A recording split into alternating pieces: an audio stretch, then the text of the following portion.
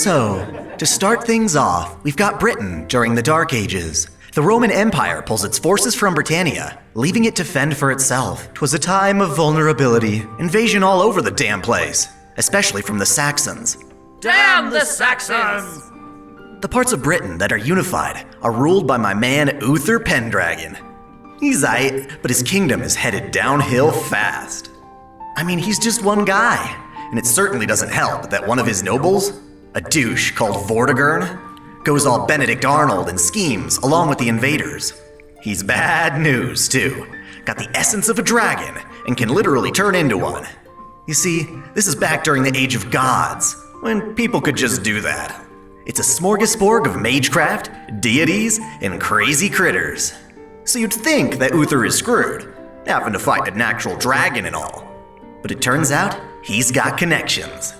His boy Merlin, to be precise. Merlin's crazy, old as hell too, but has the complexion of Britain's next top model. Uther runs up to Merlin and is all like, Merlin, what do I do? Nobody said I'd have to fight dragons. Do you see any hobbits around? No, I don't think so. Then Merlin's like, Chill, my liege, I got this. The key's in your name, you know. Pendragon? We just gotta get ourselves some of that dragon mojo. I can do that? Well, not you, but your kid. You just gotta knock up the right woman. I'll wave my magic stick and bam! Dragon baby. The right woman. Totally! It takes a special someone to carry dragon children to term. Alright. Then who? Give me a sec. Merlin takes a moment to divine one of his prophecies. Well, I found one candidate. Really? This lady, Igraine. She has the magical endurance of a rampaging Heracles. Damn it, Merlin! What? Igraine is the wife of my buddy, the Duke of Cornwall! So? NTR for life. Come on, it's either this or complete destruction of the kingdom. Very well. Obviously, this plan doesn't fly well with the Duke of Cornwall, and they start fighting. But Merlin's a magus of many talents and perversions. He casts a spell on Uther to make him look just like Igraine's husband. Uther infiltrates enemy lines and pulls some kind of "honey, I'm home" nonsense to get into bed with Igraine. To seal the deal, Merlin has enchanted Uther's junk so that the kid they conceive has the red dragon's essence. Uther later has a proper marriage with Igraine, and things seem swell. Until the baby's born. Cursed gotcha! What salt is had this day? What now? You've got yourself a dragon baby. Merlin assures. I rolled a daughter, not a son! This girl shall be Britain's next king. I foretold it. What? Girls can't be kings! My liege, get with the times. It's already the 6th century. No! No, no, no, no, no, no! Uther throws a hissy fit, and Merlin decides to take the child, Artoria, into his own care. He babysits for like 5 years before handing her off to a respected knight, Sir Ector, who teaches her to be a knight. Lil Artoria spends her days learning to fight and care for their horses, but she also gets pushed around by Ector's son, Sir Kay. Sup, twerp? You're my squire, so get used to carrying all my stuff. Ector is instructed to treat her as a man, and so she's called Artorias. After a hard day's work, Artoria will go to bed and try to sleep, but alas. Hey, it's me, Merlin. Ready for your kingship training? Huh? Aren't I sleeping? Just a bit of dream diving. So you ready or not? What the hell is kingship training? You know, morals, politics, tactics, all that jazz. You are gonna be king after all. Okay, so I don't even get to sleep? Come on, it'll be fun. Just pretend you're Simba. Well, I do like lions. Attaboy, let's begin. Go! So literally every hour of her existence, Artoria is immersed in learning to be a king. She kinda wants to go into town as a normal girl for a bit, but ain't nobody got time for that. Before long, she stops caring and just goes along with it. Meanwhile, Uther, still salty, loses a fight to Vortigern and flees the kingdom like a pansy. Rage quit. And Merlin's gotta smooth things over. I'm sorry for the unexpected maintenance. I don't have any apologems to hand out, but rest assured you will have a new king who's way cooler than Uther was. The people all believe Merlin, But it doesn't sit well with Uther's older daughter, Morgan Le Fay, who wishes she could rule the kingdom. Artoria turns 16, and Merlin's sick of holding the people over, so he's ready to appoint the next king. He sets up a rigged trial, the sword in the stone. Whoever yanketh this sword from this rock shall be Britain's rockin' new king. Have at ye, or whatever. Sir Kay and his bros shove Artoria to the side and try to pull Caliburn from the rock. Step aside, punk. I'll show you how a real man does it. Kay yanks on the sword and fails miserably. You know what? This trial's for losers. Real men do jousting. He and his bros all head to the arena to poke each other with sticks. And Artoria is left alone with Merlin and the sword. Realizing this event was rigged for someone just like her, Artoria approaches Caliburn and tries to pull it. Wait! Says Merlin. What? Complains Artoria. Careful. Pull that sword and there's no going back. Being a king's not all fluffy unicorns and candy canes. Dude, you're the one who put me up to this. Whatever. Damn it, I am king. With great resolve, Artoria pulls the sword from the stone, holding it high as proof of her kingship. Her body stops aging. Easy breezy, beautiful. Artoria. Problem is, everyone was off watching the jousting match, so Merlin had to scrounge up some witnesses to convince everyone. When she's appointed king, her sister Morgan flips out and goes into hiding, pissed off and totally jelly. Artoria puts on her best tomboy act and somehow manages to rely on her androgyny to fool her people. Oh, this? This isn't a battle skirt. It's a tunic. Yeah, a very long tunic. The few closest enough to her to know the truth, like Sir Kay, don't really give a damn. They're just convinced by her epic king skills. She establishes Camelot and begins forming the Knights of the Round Table, who dance whenever able.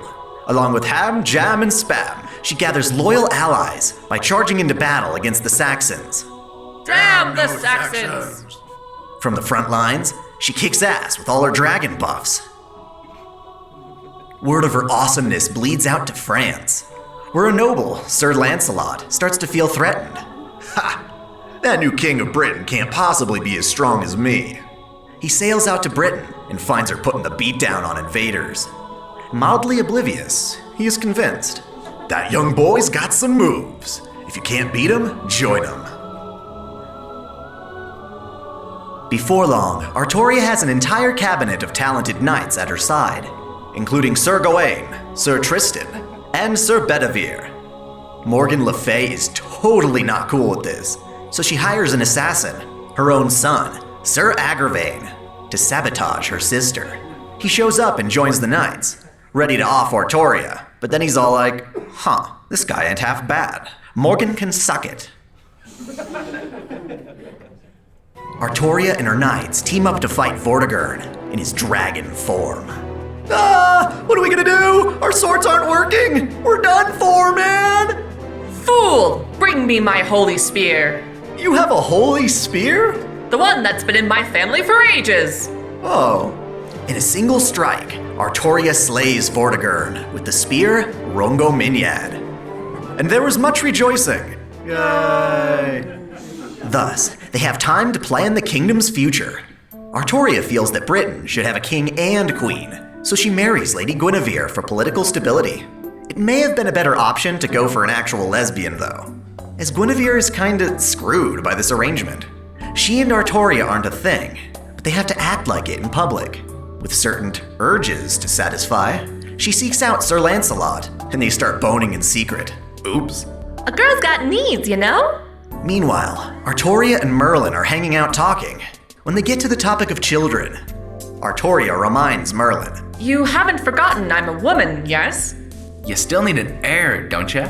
Merlin, you don't get it. Two women can't have a baby together.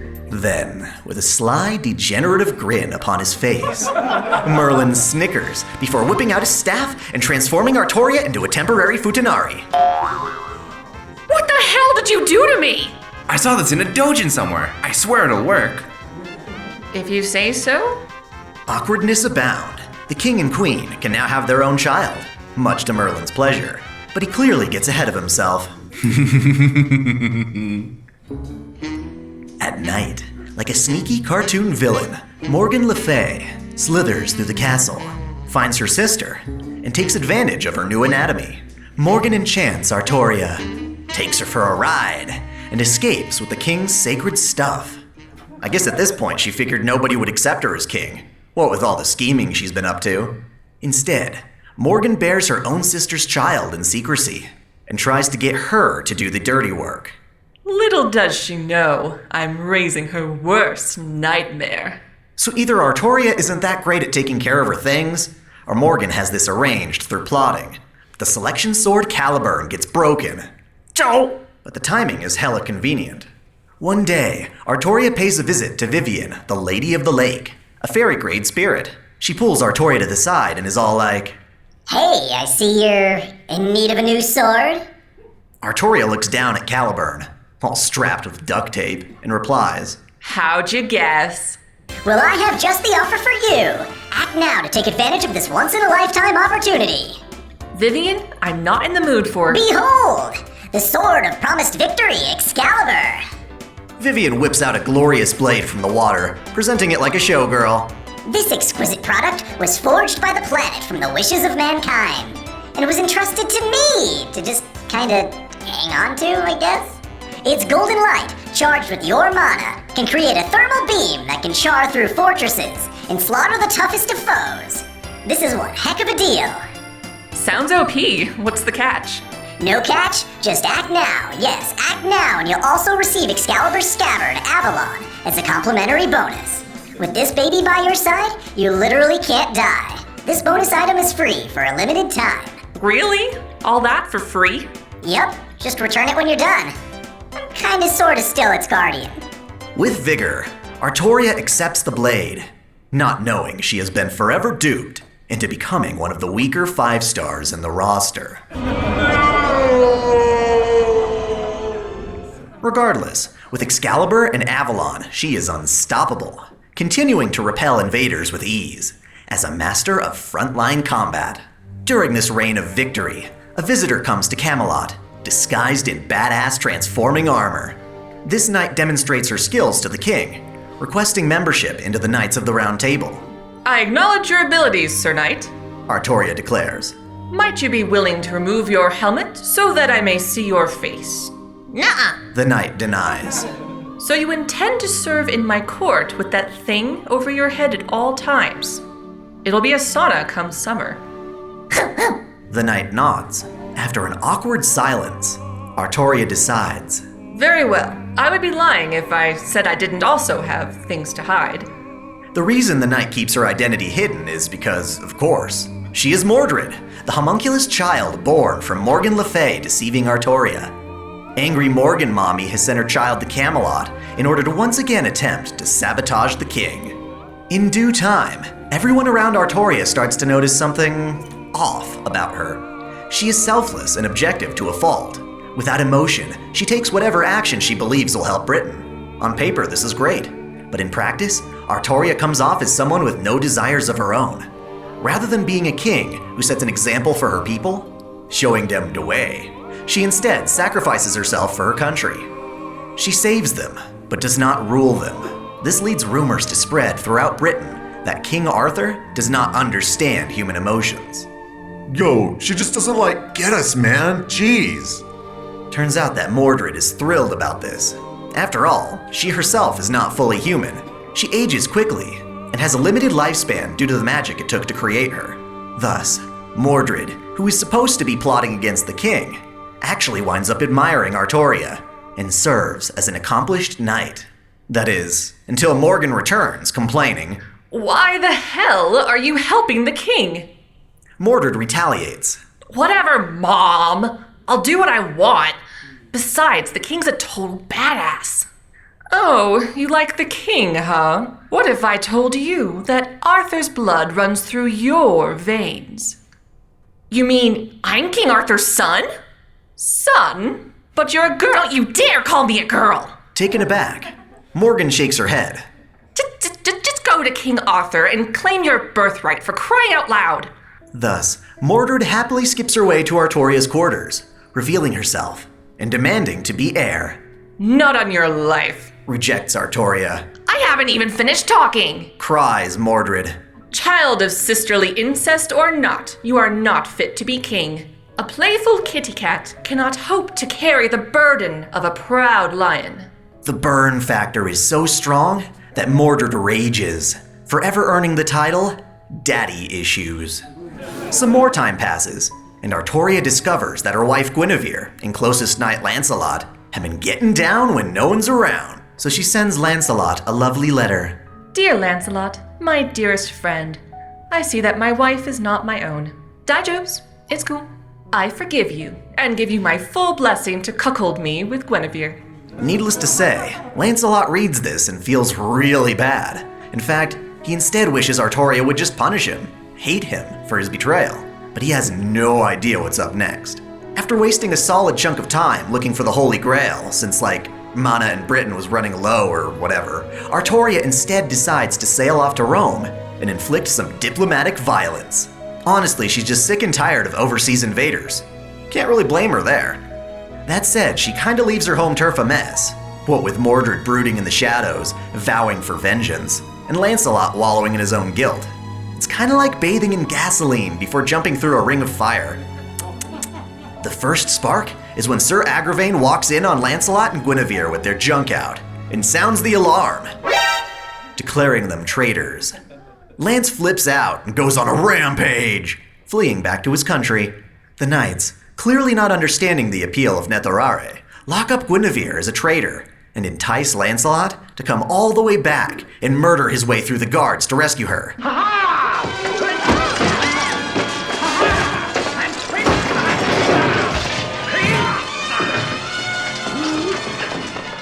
So, clearly the feces hit the fan, and the people are all lost and confused. Mordred jumps in and is all like, This is why we can't have nice things. Join me and claim Britain from our inhuman king! Mob mentality leans in her favor, so that when Artoria returns from Rome, she's met with armed forces at the hills of Camelot. I'm back, soldiers and citizens. I hope things are well. Artoria greets. This ain't a welcome party, Dad. It's a revolt. Oh, damn. I can't believe you've done this. The throne is mine, Arthur! Did you forget I'm invincible with Avalon by my side? Oh, and where is your precious scabbard? Sweat rolls down the king's face as she realizes that someone had stolen Avalon during her days in Rome. She could now be killed. Furthermore, she eyes Mordred and notices her holding a new sword. Clarent? Where did you get that blade? Laughing maniacally, Mordred details. I stole it from your storehouse. It was just sitting there collecting dust. You truly are awful with your stuff, Father. Well, damn. It seems the tables have turned, but I mustn't lose. Thus, a bloody battle begins and endures. But in true Dynasty Warriors fashion, nobody else matters but the lead officers who survive and encounter each other in a fated duel. Father, why you gotta hate me?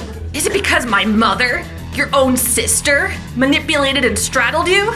That does sound pretty bad, doesn't it? They engage in a final battle. Mordred knocks Excalibur from Artoria's hands and aims for a critical strike. Yet Artoria still has her other sacred weapon, Rongo Minyad, which she pulls out of nowhere and uses to run Mordred through. They hit each other with fatal blows, resulting in a Double kill. As Mordred falls, Artoria reiterates, I probably could have worded this better, but I don't hate you. You just aren't that qualified for the job. With that, Moedred meets her end, but Artoria realizes she's got some time left. Her knight, Sir Bedivere, escorts her to a safe place beyond the battleground. Hey, Bedivere, come over here. Yes, my lord? I've got a return to make to the Via store. Lady of the Lake, I know I'm dying, but I can't stand late fees. She hands off the holy sword Excalibur. How do I return a sword? Just toss it into the water or something. Feed it to the fishes. With that, Artoria kicks the bucket. Well, not really. As she dies, she's super upset that she still has to wait 2 days for her command seals to reset. She yearns for a second chance when suddenly, the will of the planet calls out to her. Answer me these questions 3, ere the other side ye see. What is your name? Artoria Pendragon, King of the Britons. I thought your name was Altria. Oh, shut up!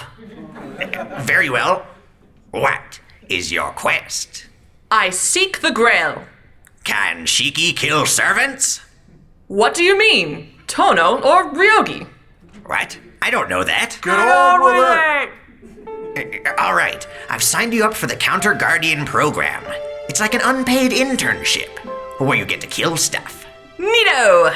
And just like that, Artoria's soul is plucked from the timeline and is able to seek the Grail while serving as a heroic spirit.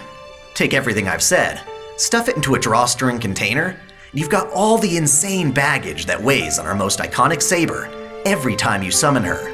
Many of her fellow knights also find their legends recorded into the Throne of Heroes, making Camelot a rich, yet ridiculous, source for heroic madness. Thank you.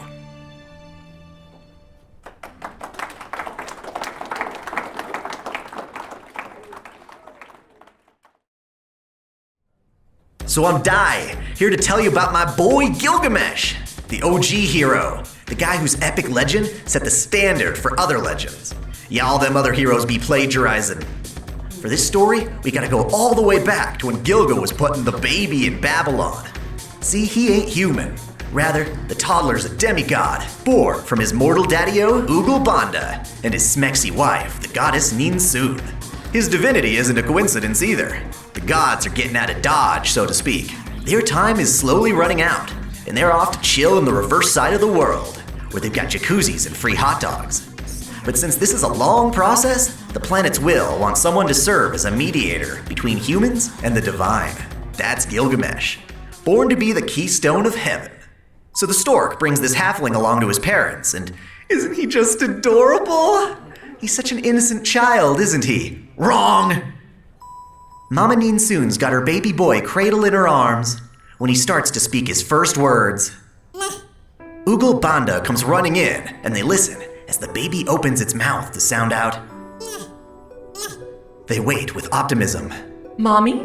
Are you calling me Mommy? Instead, the brat points to one of their slaves and affirms with glee. Mongrel! It is then that Gilgamesh's parents know something's up, and they have a sneaky suspicion, a shiver up their spine, predicting their child will grow up to be a total douchebag. Baby Gilga loves the gods, but doesn't obey their commands. So they get to thinking about how to punish the young lad, how to steer him in the right direction. Anu, king of the Mesopotamian gods, asks his council. Hey guys, the Keystone's not listening to us. I want to nip this in the bud by sending someone we'll have complete control over. Got any ideas? Silence ensues, until one of them answers. Well, I've got some lovely mud right here. Okay. No, listen to me. We can take said mud and sculpt it as we see fit. If we bring it to life, it'll have to obey us, and we can destroy it at our leisure. Anyone got any better ideas? Anu looks around, his eyes met with indifference and shrugs. Fine, that'll do. Bring forth the mud. And just like that, the king of gods and Aruru, goddess of creation, mold with their bare hands a masterpiece from clay. Behold, the one that shall guide the Keystone, Enkidu! Again, more silence. What? What's wrong? Excuse me, but what the hell is that? In front of the gods stood a thing, some sort of amorphous monster blob. I never said I was an artist. Anu sends Enkidu the blob down to Earth, where it awakens in the forest outside the kingdom of Uruk. From on high, Anu instructs. Go on, my child. Head to the city and serve as the chains that will bring Gilgamesh back under our control. Instead, Enkidu just wanders off into the woods to go play with animals. Wait, what are you doing? This is not your purpose, child! Aruru recalls. Well, it's not like you gave it a soul or anything. What do you expect? The gods curse their folly as Enkidu spends time being free in the wild. There, it meets with a vicious monster, Humbaba, guardian of the cedar forest. Enkidu makes friends with the beast, and even finds it kinda cute. Even as a soulless blob, Enkidu can see that Humbaba's got the innocent heart of a young girl, and so it makes her a pretty crown of flowers. Meanwhile, Anu facepalms, pondering how to take control of the thing that's supposed to take control of Gilgamesh. In a last-ditch effort, Anu brings forth Uruk's sacred prostitute, Shamat. Enkidu takes one look at the gorgeous woman and goes, Let me smash, please. Like a carrot on the end of a stick, Shamat lures the lump of clay, and they get freaky for an entire 6 days and 7 nights. During this time, Enkidu learns to be human, and out of appreciation of her beauty, molds itself into her appearance. Suddenly, Enkidu's all, Oh yeah, I've got to put that Gilga guy in his place. and ventures into Uruk. To their surprise, Enkidu declares to their father, Yeah, no. What do you mean, no? I'm not about to beat up a kid, you know. Sure, but he's gonna be a real jerk soon, just you wait. But he's such an innocent boy. Surely he'll grow up fine. You wanna bet? 50 shekels, he's the nastiest brat you ever meet. Very well, you're on. So they do wait, and sure enough, Gilgamesh grows up to be an awful person. Before you know it, he's become a tyrant who treats his people like garbage, taxing them to death, pushing slaves to their limit, all while basking in kingly luxuries. He even invokes Prima Nocta, a self-proclaimed law allowing him and his noble compatriots the chance to have their way with women on their wedding nights. His arrogance is outrageous, baffling the gods with just how bad he's gotten. Enkidu hands over the winnings to the gods, admitting, Yeah, no contest. Looks like I'm gonna have to spank some sense into this guy. and so, Enkidu stomps his way into Uruk, confronting Gilgamesh in front of the Great Temple. Hey king, why you gotta be such a meanie? Who dares disrupt me while I'm contemplating which is larger, my bravery or my libido? Oh, it appears to be a lovely lady. I am neither man nor woman. I am Enkidu, an envoy of the gods, sent to change your tyrannical rule. My tyranny is what makes this country prosper. These mongrels have been raised to push themselves to their finest potential. Not one is frivolous. Like seriously, I tried to call my least useful slaves and found out I actually rely on all of them. You refer to your subjects as mere dogs. Yet you flaunt your divinity? Well, duh. I am the bridge between mortals and gods. See? The gods even gave me this awesome sword, Aya! Isn't it, like, totally awesome?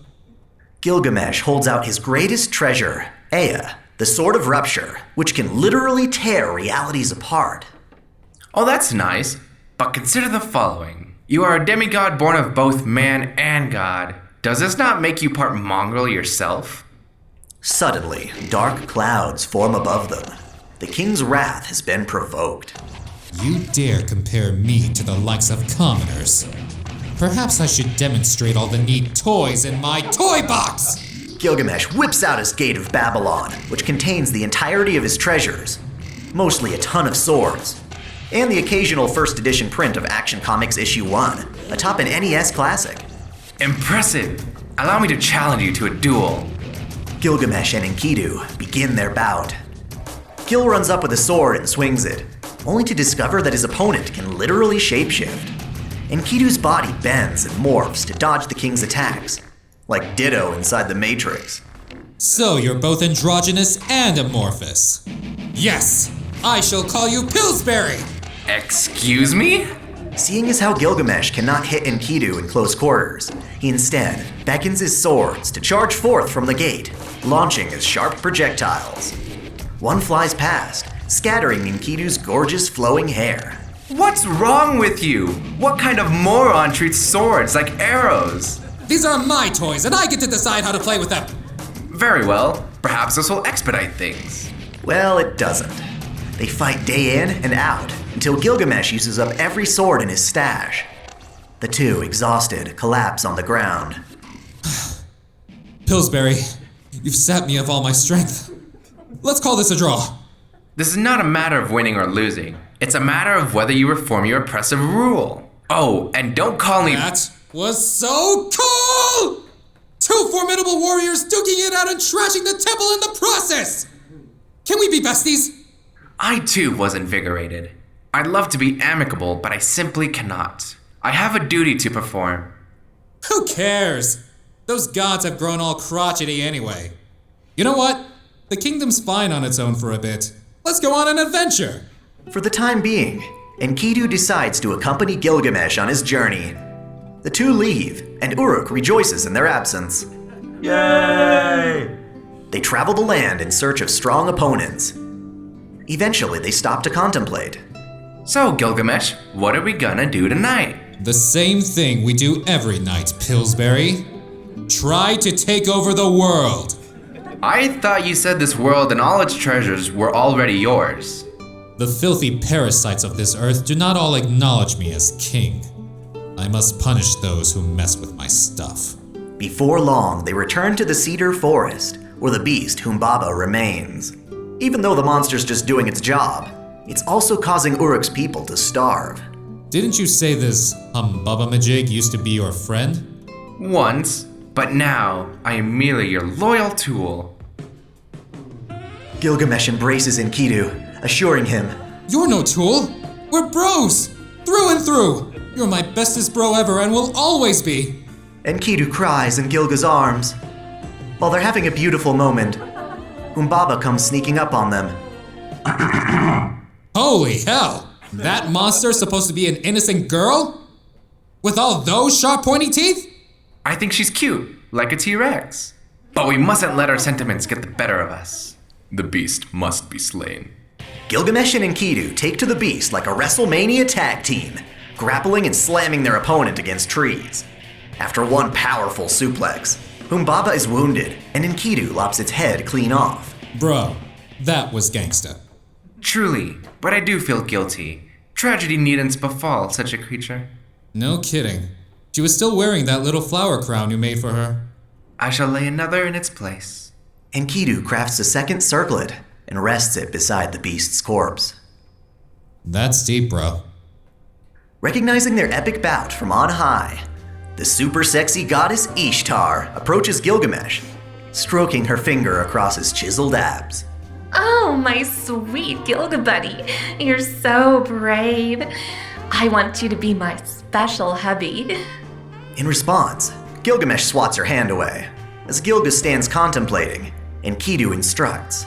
Hey, look at the goddess. Then back to me. Now back at the goddess. Now back to me. Sadly, she isn't me. Now tell her to shove off.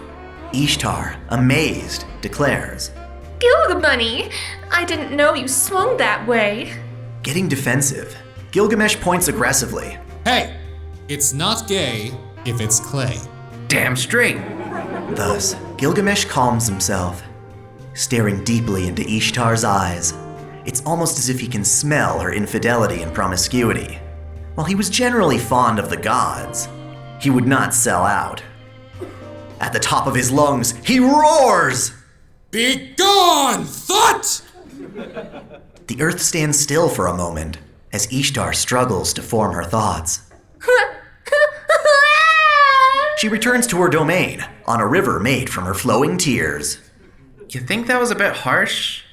Nonsense, Pillsbury. The gods cannot contain me.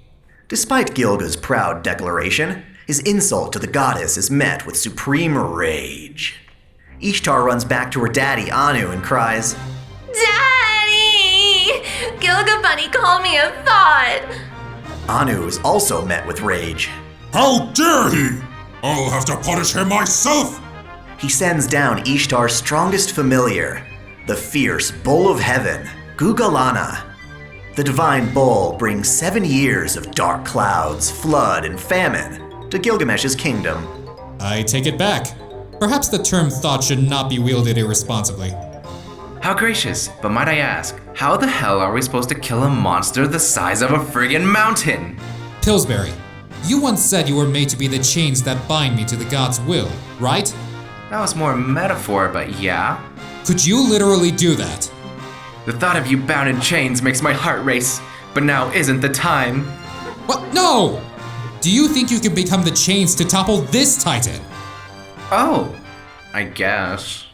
Their plan devised, Gilgamesh sends Enkidu out to the battlefield to whip around Gulgana's rear legs, tying them together with chains. In a single maneuver, the boar falls clumsily onto the ground in Uruk, and once again, Gilgamesh and Enkidu defeat yet another mighty foe. In reverence to Ishtar's hatred, Gilgamesh severs the boar's massive hind and hurls it back at her.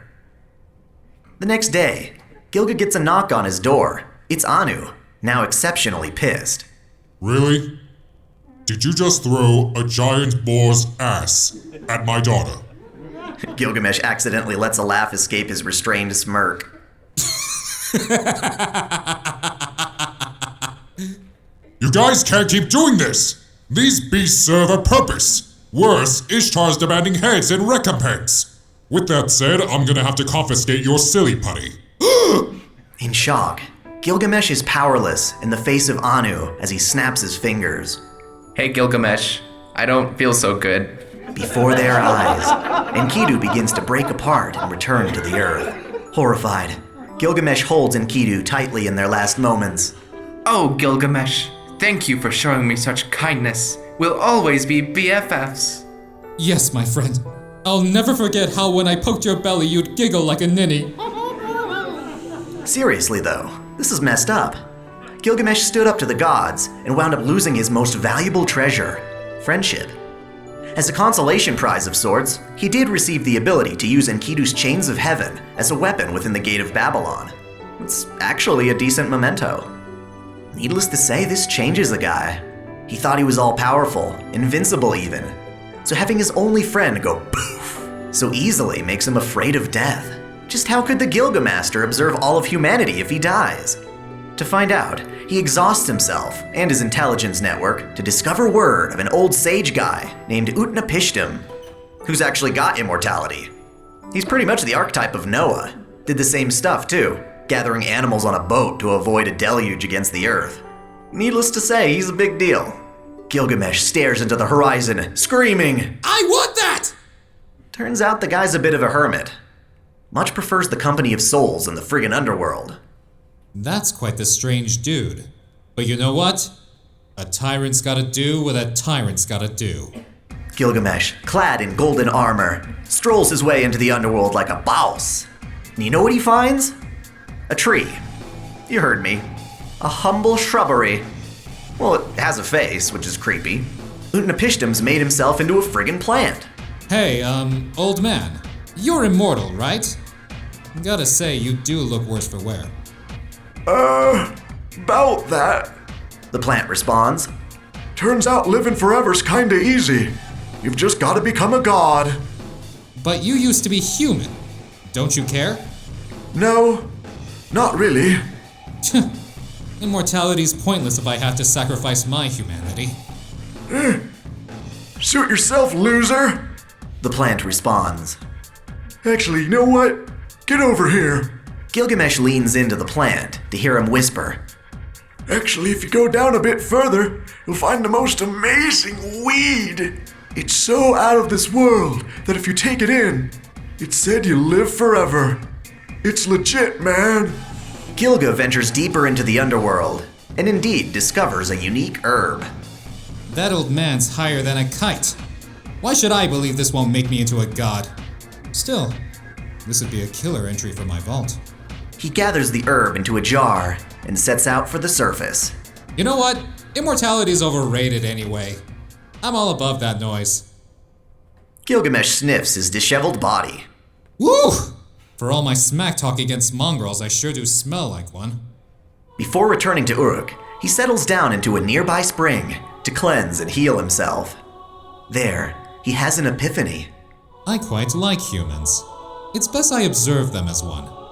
In fact, I've never felt more human and alive than at this very moment. Ooh, the feels!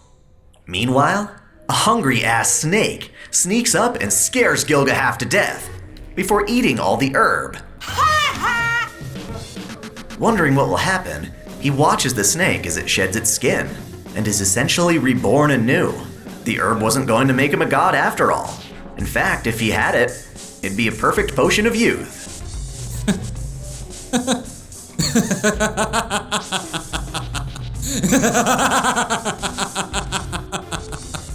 So this stuff was the real deal. This is ridiculous. No. You know what? I'm not even mad. All this work was for nothing, but like I said, who needs immortality? If I'm gonna preside over humanity, I need to live and die as a human. I'm sure Pillsbury would have wanted it that way. Surprisingly enough, Gilgamesh returns home, now slightly less douchey than when he left. He stops pissing off the gods and rules Uruk before passing the torch on to another. That said, the damage is done, and the gods are guaranteed to peace out in the coming centuries. For all his cruelty, in his own messed up way, Gilgamesh envisions a bright future for his people. Still, just to be safe, he goes all the way back down into the underworld for another hit of that youth weed. The fact that it was just rotting in some hellish cave instead of in his gate of Babylon pissed him off. Plus, he got excited about exploiting others as a child. In life, he never uses it. Boy's got discipline, knows when not to start shooting blanks. His epic continues until his dying day. At the end of the day, love or hate the guy, his badass story serves as the basis for dozens of heroic legends to come, and all of his valuables become thought of as the prototypes to the most legendary weapons in history. When he's not being an evil swine, ripping the hearts from little girls, he may just get it together in time to prevent the human race from simultaneously dying in a massive fireball of beastly fire. Who knows? He might even start to get along with Artoria and fight alongside her. Still, one thing's for certain. The guy will only ever have one friend, the androgynous Play-Doh Enkidu. Girlman himself decides to join the fray, and Ishtar decides to get a piece of the action by fusing with the talented bae, Rin Tosaka. Not a bad call. Thank you so much, all of you, for making this an awesome experience. Be sure to check out OtakuDaiKun for tons of Fate content and a plethora of other anime-themed videos. Shout out to the channel Sippy VA for providing the brilliant voice of Gilgamesh and some others. Until next time, celebrate your fandom. So, to start things off, Thank you for watching this video. If you enjoyed it, please like, comment, and subscribe to OtakuDaiKun for more anime lists, reviews, discussions, lore videos, live streams, and the holy waifu wars. If you're interested in seeing this channel grow, please consider becoming a patron or donating in a super chat during any of my weekly live streams. Also, feel free to check the description for my social media profiles, including an ever-growing Discord full of fans of anime and the Fate series. Until next time, celebrate your fandom.